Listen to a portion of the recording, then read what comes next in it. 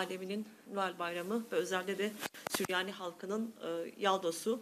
Buradan bu vesileyle Noel Bayramı'nın tüm halklara özgürlük, barış ve sağlık dolu bir yıl getirmesini diliyorum. Tüm Hristiyan aleminin Noel'ini bir kez daha buradan sizler aracıyla kutluyorum. Bildiğiniz üzere meclis plan bütçe görüşmeleri bitti. Ancak meclis hala çalışmalarına devam ediyor ve şimdi de sivil toplum örgütlerini imha yasası teklifi mecliste görüşülüyor. Kanun teklifinin alelacele meclise getirilmesinin sebebi OECD'nin Türkiye ilişkin gri liste uyarısında bulunması. Suçtan kaynaklanan mal varlığı değerlerinin aklanması ve terörizmin finansmanı ile mücadele kuruluşu olan FATF'ın düzenlediği 2019 tarihli raporda Türkiye ile ilgili verilen bir takım tavsiyelerin yerine getirilmesi amacıyla yapıldığı iddia edilen teklifin amacının çok dışında demokrasiye, temel hak ve özgürlüklere müdahale eden bir takım düzenlemeler getirdiği çok ortada. Bunun da İçişleri Bakanlığı'nın dernekler üzerindeki yetkisini artırarak birçok sivil toplum kuruluşunun faaliyetlerini geçici ve kalıcı olarak durdurup sivil toplumu susturarak yapmaya çalışacaklar. Değişikliklerin kapsamı kanun girişindeki maddelerde olduğu gibi maalesef kitle imha silahlarının yayılması ve terörün finansmanı ile ilgili Birleşmiş Milletler Güvenlik Konseyi kararları sınırlandırılmamış. Teklifte yer alan 43 maddeden yalnızca 6'sı doğrudan bu durumla ilgili. 7 maddesi dernekleri doğrudan ilgilendiren Dernekler Kanunu'na, 4 maddesi dernek faaliyetlerini ilgilendiren yardım toplama kanununa ve özellikle Dernekler Kanunu'na yapılmak istenen değişiklikler temel hak ve özgürlükle müdahale eden nitelikte ve uluslararası hukukta ve anayasanın birden fazla maddesine aykırılık teşkil eder içerikte. Özcesi madde gerekçelerine ve içeriklerine bakıldığında ise genel gerekçedeki amaçlarla örtüşmeyen, kapsamı suçtan kaynaklanan mal varlığı değerlerinin aklanması ve terörizmin finansmanını aşan ve herhangi bir meşru amaçla ilişkilendirilmeyen düzenlemelerin yasalaştırılması çalışıldığı çok aşikar. Eğer bu teklif kabul edilirse değerli basın emekçileri, Cumhurbaşkanlığına mal varlığını dondurma yetkisi verilecek. İnternet ortamında yardım toplanmasıyla ilgili olarak erişim yasağı getirilebilecek. Yardım toplama faaliyetiyle ilgili bakanlar da dahil kamu kurum ve kuruluşlarındaki kişisel verileri korumaya aykırı olarak bilgi belge istenebilecek. İçişleri Bakanlığı kararlarıyla yargı kararı olmadan soruşturma aşamasına dahi derneklerin faaliyetleri o hal döneminde KHK'larda yapıldığı gibi geçici süreyle de olsa durdurulabilecek. Yöneticiler görevden uzaklaştırılabilecek, derneklere kayyım atanabilecek, derneklere keyfi ve orantısız para cezaları verilebilecek. Avukatlara teklifte sayılan yasaklı işler kapsamında avukat müvekkil gizliliğine ve avukatın sır saklama yükümlülüğüne aykırı olarak müvekkillerine ait tüm bilgi ve belgeleri paylaşma zorunluluğunu getirecekler. Teklifi uygulamalar dışında keyfi uygulamalar dışında yurt dışında bulunup Türkiye'de faaliyet yürüten tüm kuruluşlara da uygulanabilecek bu teklif. Kanun kapsamında daha önce ceza almış kişiler memnu hakları iade edilmiş olsa dahi dernek ve vakıf yöneticisi olmaları ömür boyu yasaklı hale gelecek. Dernekler uzman olmayan kişiler tarafından keyfi bir şekilde denetlenebilecek. Kamu görevlisinden kastın ne olduğu anlaşılmadığı için bu polis de olabilecek, jandarma dahi bu denetlemeleri yapabilecek. Bir dernek başka bir derneğe hibe verdiği veya ortak çalıştığı için kendisi de ayrıca denetime tabi tutulabilecek. Başta insan hakları dernekleri olmak üzere kadın hakları dernekleri, mülteci hakları, çocuk, gençlik hakları ve LGBT+ hakları alanında faaliyet yürüten dernekler ve vakıflar, çeşitli hukuk dernekleri, sosyal mücadele yürüten dernekler ile sosyal yardım için fon kaynakları kullanan dernekler, hemşire dernekleri, spor kulüpleri, farklı inanç gruplarının dernek ve vakıflarının tümü tek imza ile kapatılma riskiyle karşılaşacak. Bu konuda açılacak idari davalar yıllarca süreceği için pratikte hızlı kapatma prosedürü yaratılmış olacak. Yine internet ortamında örneğin SMA hastaları için, yine öğrenciler için, yardıma muhtaç kişiler için toplanan yardımlar kriminalize edilebilecek. Dayanışma çağrısıyla oluşturulan girişimlerin önü kesilebilecek. Hali hazırda iktidar zaten toplumun dayanışmasını engellemeye çalışan bir yerde. 15 Temmuz sonrası da sivil toplum kuruluşları ve insan hakları örgütlerine saldırılar arttı biliyorsunuz. Bu kuruluşlar benzeri görülmemiş bir cendereyi aldılar. Örneğin Gündem Çocuk Derneği, Özgürlükçü Hukukçular Derneği, gibi sivil toplum kuruluşları, hak örgütleri KHK'larla kapatıldı. İstanbul Kürt Enstitüsü, Roboskiler kapatıldı. Gezi Parkı soruşturması kapsamında hak savunucuları evleri basılarak gözaltına alındı. Osman Kavala derhal tahliyesini talep edilmiş, kesinleşmiş ahim kararı rağmen hala tutuklu. Raporları sebebiyle aralarında İHA'de, TİV, TUAV ve Mazlum Der gibi kuruluşların olduğu dernek ve vakıflar hakkında soruşturmalar başlatıldı. Bu tablodan da anlaşılacağı üzere Türkiye'deki herhangi bir sivil toplum kuruluşu hakkında soruşturma ya da kovuşturma bulunmayan kimsenin kalmadığı söylenebilir. Soruşturma ve kovuşturmanın içeriği ise bilindiği üzere bu kişilerin insan hakları alanında yürüttükleri çalışmalar. AKP bu faşizan uygulamalarla kendi lehine olabilecek düzenlemeleri dahi tek adam rejiminin istikbali ve otoriter rejimin bekası için araçsallaştırmış durumda. Bu yolla yıllardır belediyeler için öngördüğümüz kayyum sistemi uygulaması artık derneklere de uyarlanmak isteniyor. Türkiye'nin uyumsuz olarak gösterildiği tavsiye kararlarından biri de 12. madde.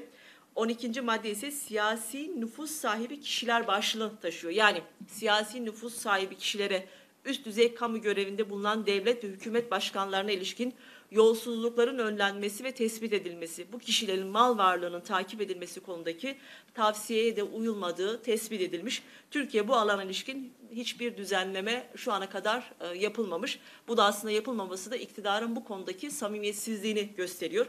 AKP bu alanda özellikle düzenleme yapmıyor çünkü bu tavsiye ve yolsuzlukların önlenmesi ve tespit edilmesine ilişkin bir düzenleme öngörü ve böylesi bir düzenleme yapılması iktidardakilerin yerli ve yabancı siyasi nüfus sahibi kişilerin ve yakınlarının dahil olduğu yolsuzluk olayının ortaya çıkarılmasının ve kara para aklamalarının zorlaştırılmasına neden olacak.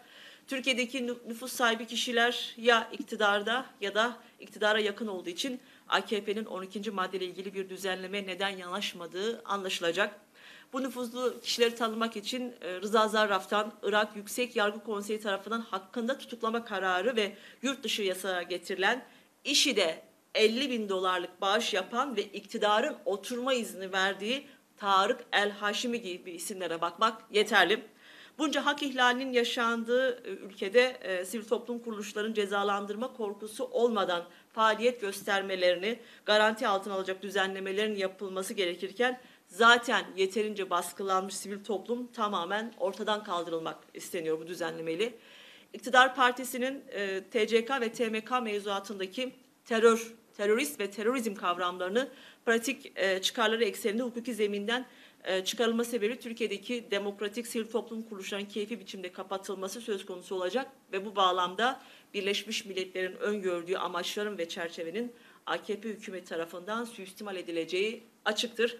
Öncelikle TMK'daki terör kavramının geniş tanımlanmasından vazgeçilmelidir. O nedenle HDP olarak bizler dernekler kanunu ile ilgili hükümlerde olduğu gibi yardım toplama kanunu ile ilgili değişiklik teklifi genel kurulda yapılacak görüşmeler sırasında teklif metninden çıkartılması gerektiğini söylüyoruz. Daha sonra da sivil toplum örgütlerinin ve konunun uzmanlarının katkıları alınarak ve teklif sivil toplum örgütlerinin örgütlenme ve kaynak geliştirme faaliyetlerini kolaylaştıracak, kişi ve kurumların bağış yapmasını teşvik edecek şekilde yeniden hazırlanması gerektiğini ifade ediyoruz. Ve bu nedenle bu teklifin sivil toplum kuruluşlarıyla hazırlanması gerektiğini düşünüyoruz. Değerli basın emekçileri, bildiğiniz üzere AİM 2 gün önce Kasım 2016'dan bu yana AKP-MHP iktidarı tarafından rehin olarak Edirne cezaevinde tutulan sevgili Selahattin Demirtaş hakkındaki kararını açıkladı. AİM verdiği kararla Türkiye'nin Kürt halkını sindirmek amacıyla yürüttüğü siyasi yargılamaları uluslararası mecralarda ifşa etti. Bu karar Türkiye'nin utancı olarak AİM arşivlerine geçti ve bakın bu karar neler diyor. Sizin Demirtaş'ın tutukluk halinin devamı için sunduğunuz belgeler farklı siyasi emellerinizi gizlemeye yöneliktir diyor. Tutukluğun devamına yönelik kararlar siyasi sahikle verilen klon kararlarınızdan biridir diyor. İkinci tutuklama sadece kirli siyasi bir hamleniz ve birinci tutukluğun devamı niteliğinde bir karardır. Erdoğan'ın biz karşı hamlemizi yapar, işi bitiririz cümlesini hatırlatmakta da fayda var. İşte AİM tam da bu kirli hamleden bahsediyor. Anayasaya aykırı davranılmıştır diyor. Dokunulmazlıkların kaldırılması, Türkiye Cumhuriyeti Anayasası geleneğinde benzeri görülmemiş bir değişiklik ve kişiyi hedef alıyor diyor. Türkiye'de iktidar bloğu siyasi rakibini egale etmek için anayasayla oynamıştır diyor. Türkiye'de ifade özgürlüğü yoktur diyor. Meclis içerisinde ve dışarısında yaptığı konuşmalar nedeniyle ifade özgürlüğünün ve milletvekili olarak faaliyet yürütememesi nedeniyle serbest seçim hakkının ihlal edildiğini söylüyor. Bakın, bu kararı iyi okumak lazım. Bu karar Demirtaş'ın yargılanması özelinde Türkiye'de adaletin katledildiğini, hukuk devletinin cenaze namazının kılındığını ve yargının şüphesiz bir şekilde iktidar bloğunun aparatı olduğunun özetidir. Bu karar sadece Demirtaş'ın değil, başta Figen Yüksekdağ olmak üzere diğer siyasetçilerimizin de saray oyunları ile tutuklandığının ve hepsinin birer siyasi rehine olduğunun ispatıdır. Bu karar ayrıca Demokratik Toplum Kongresi dosyalarının, belediye eş başkanlık yargılamalarının hukuksuz olduğunun, AKP-MHP ortaklığının siyasi emellerine hizmet eden yargılamalar olduğunun uluslararası bir belgeyle kanıtıdır. Biz bu karardan yıllar önce söyledik. Milletvekillerimiz haksız yere tutuklandı. Kayyum atamalarının halkın iradesini gasp ettiğini söyledik. Her platformda Demokratik Toplum Kongresi'nin legal siyaset yürüten bir mekanizma olduğunu, bizim bunca zaman söylediklerimizi AİHM bir kez daha özetlemiş oldu ve AİHM bu kararla Türkiye'nin utancını gözler önüne sermiş oldu. İktidar bu utanca bir an önce son vermeli. AİHM kararına uymalı ve başta Demirtaş olmak üzere siyasi rehine olarak tuttuğu tüm vekil, siyasetçi, belediye eş başkanlarımız, il ve ilçe yöneticilerimizi derhal serbest bırakmalıdır. Dün bu karara uymuyor, bu karar bizi bağlamaz diyen Erdoğan'a da buradan bir kez daha da şunu hatırlatmak istiyoruz. Eğer bu AİHM kararı sizi bağlamıyorsa, şiir için yargılandığınızda neden AİHM'e başvuruda bulundunuz? Bu karar sizi bağlamayabilir ama bu karar Türkiye'yi bağlar. Çünkü Türkiye Devleti, Türkiye Cumhuriyeti Avrupa İnsan Hakları Sözleşmesi'ne taraf bir devlettir. Avrupa Konseyi'ne üye bir devlettir. Dolayısıyla Avrupa Konseyi kurumu olan Avrupa İnsan Hakları Mahkemesi'nin kararları Türkiye için bağlayıcıdır, emir niteliğindedir. Tüm hukuk mekanizması bu kararlara uymak zorundadır. Türkiye'nin tüm demokratlarına da buradan bir kez daha sesleniyoruz. AİHM kararı sadece hukuki bir metin değildir. Bu karar aynı zamanda bütün demokratlara, adalet ve özgürlük isteyen herkese bir çağrıdır. Bir imkandır. Yoldaşlarımız direnerek, bizler de mücadele ederek bu imkanı yarattık. Şimdi gelin bu imkanı birlikte büyütelim ve birlikte değerlendirelim. Eğer bu iktidar bu kararın gereğini yerine getirmezse, Türkiye'de demokrasiye inanan, adalet istediğini söyleyen herkesi hemen bugün Selahattin Demirtaş, Figen Yüksekdağ ve Leyla Güven başta olmak üzere tüm siyasetçiler için özgürlük diye haykırmaya çağırıyoruz. Gelin hep birlikte adalet ve özgürlük yürüyüşünü büyütelim. Değerli basın emekçileri, bildiğiniz üzere Demokratik Toplum Kongresi eş başkanı sevgili Leyla Güven'e 22 yıl 3 ay ceza verilerek önceki gün tutuklandı. Leyla Güven hayatı boyunca baskı ve zorluklarla boğuştu. Defalarca cezaevi yattı, onlarca ceza aldı. En son 7 Kasım 2018'de başlayan açlık grevinde tam 200 gün direndi. Leyla Güven mücadele eden bir kadın, Kürt ve siyasetçi olarak sürekli iktidar tarafından hedef alındı. Tüm bu saldırılarla onun inandığı değerlerden ayırmaya, ona inananlardan uzaklaştırmayı ve onu direnişinden düşürmeyi istediler. Fakat ne Leyla vazgeçti ne de mücadelemiz durdu. Bilinmelidir ki halen toplumsal uzlaşı ve sağduyulu bir çaba için çok önemli bir şans iken bugün kapısına kilit vurulan çalışmaları saldırı altında olan Demokratik Toplum Kongresi'nin ruhu, zenginliği ve çok sesliliğin teminatıdır Leyla Güven. Leyla Güven şahsında son 30 yıla baktığımızda aslında devlet aklının Kürt sorununa neden ve niçin çözümsüz kaldığını da görüyoruz. Devlet ve onun cisimleşmiş adı olan çözümsüzlük, Leyla Güven'in sürekli kapısını çalan güvenlikçi politikalarıdır. Gözyaşlarını sildiği annelerin sesine savaş ile cevap veren akıldır. Barış çağrılarına cezaevleri tehdidi yağdıran hamaset siyasetidir. Dayanışmasını gözaltı odaları ile bölmeye çalışanlardır. Halkın yanında her yer alışını, sokak sokak dolaşmasını sürekli kriminalize eden erkek egemenlikçi devlet zihniyetidir. Açıktır ki devlet en iyi bildiği şeye düşman hukukuna sarılarak Leyla'yı ve onun şahsına yol yürüyen nice Leyla'ları cezalandırmak istemektedir. Bu karar yok hükmündedir. Çünkü Leyla Güven bir iradedir. Açık bir şekilde belirtmek isteriz ki halk ile arasına girebilecek herhangi bir ceza ve yaptırım yoktur. Leyla Gön'e verilen onlarca yıllık ceza ona ve direnişine karşı duyduğunuz korkunun büyüklüğüdür. Bu cezanın başka bir anlamı yoktur.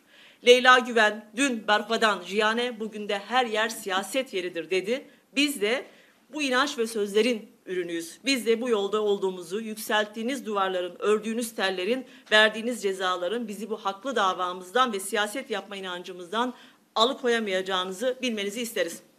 Leyla Güven yoldaşımızın tutsak alarak hem içeride hem de dışarıda direnişimizi kıramayacaklarını bilen iktidar partimize de pervasıyla saldırmaya devam ediyor.